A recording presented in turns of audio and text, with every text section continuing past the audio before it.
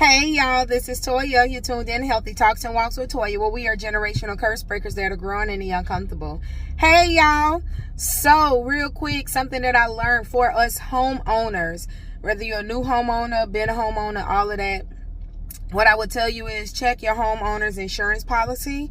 One of the things that we found out during this, so what I want to talk about is just like, hey, we going through it. So for me, I feel like the best way to fight back is to obviously be transparent about it, because it may help someone else, which that's what Healthy Talks and Walks with Toya is about.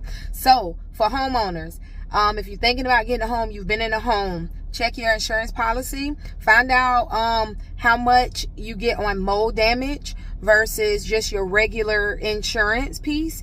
Because so what happened, we had a water drop that led to mold, right? So a lot of the stuff, and also too, get a couple different quotes from contractors, right? Because in Florida, what I learned is Florida get a $10,000 cap per term of policy for mold damage. So say for instance, they had to cut an extra piece out of the wall that would have just been regular water damage, but now because of the mold is messed up, whatever the situation is, guess what? That goes in under your mold thing, right?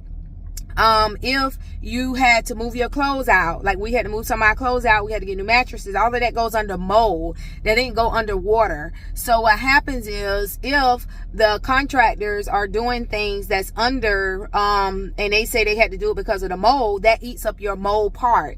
So say if you had to get new mattresses like we did, and they used the majority of the money in the house on the repairs or whatever like that, then you get a new mattress out your own pocket.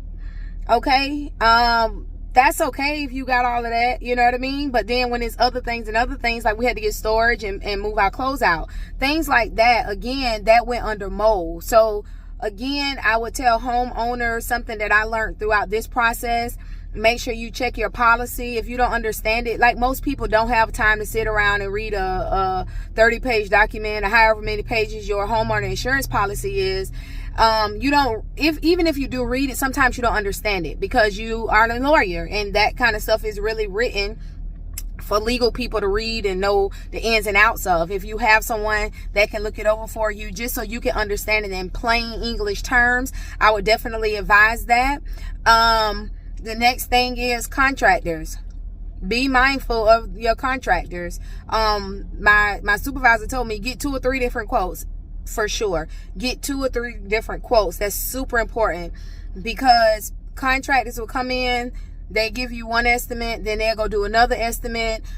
You have where what is actually being covered when you give his estimate, what is actually being covered in the estimate. Those are things that you definitely want to look at over and over, making sure that anytime they send something to the insurance company, that they are putting you in that email as well, so everybody is in the loop.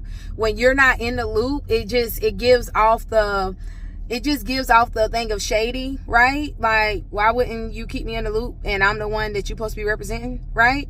So basically what ends up happening is the homeowner, like us, we're the client and we're the one in the middle, and you have almost like where sometimes the insurance company will try to shortball you, right? And then you have the contractors, they thinking, oh, okay, everything gonna go to the insurance company, so this is a time for us to get a big check.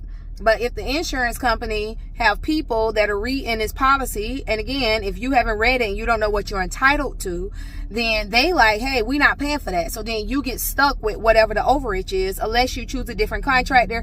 And also too, depending on how far along you are in the repairs and things like that, you may just bite the bullet and end up owing. It just kind of all depends on what you have going on in your home. But like I said, for me personally, I always feel like, hey, we don't go through things just to go through for ourselves. We go through to be able to help someone else. And that's what this whole page is dedicated to. So I just wanted to put that out there. Homeowners, listen up. People that's getting new homes, people that's been homeowners, look at your policy, find out what you are entitled to. If you ever run into having water damage or anything like that, see if you can even get somebody. Sometimes you can get people to litigate on your behalf. public adjusters and stuff like that, they can litigate on your behalf, but they do charge 20%. Again, these are things that we didn't know, so I'm just putting it out there for somebody else to help somebody else. So I hope that this helps somebody. If you have any questions or whatever like that, you can inbox me. If you on Facebook or on IG, or if you're on YouTube, you can just write back there, or you can use the email address that I put up for shirts or life coaching services. All right, this is Toya. I'm signing out. Don't forget to comment, like, subscribe, and share, because it may bless somebody else. Peace.